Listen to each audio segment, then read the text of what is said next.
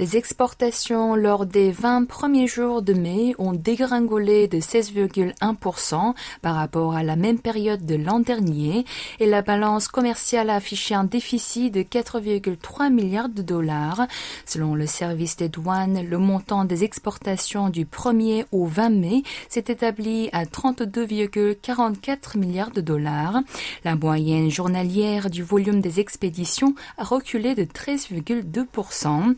Le chiffre a poursuivi sa tendance baissière d'octobre à avril pour le 7e mois d'affilée et devrait continuer à reculer pour le reste du mois de mai.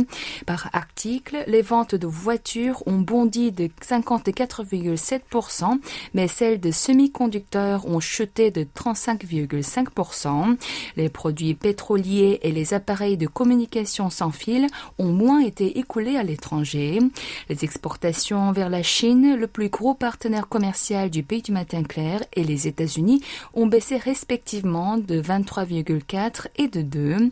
Du côté des importations, elles se sont élevées à 36,75 milliards de dollars sur cette même période, soit une diminution de 15,3% en glissement annuel.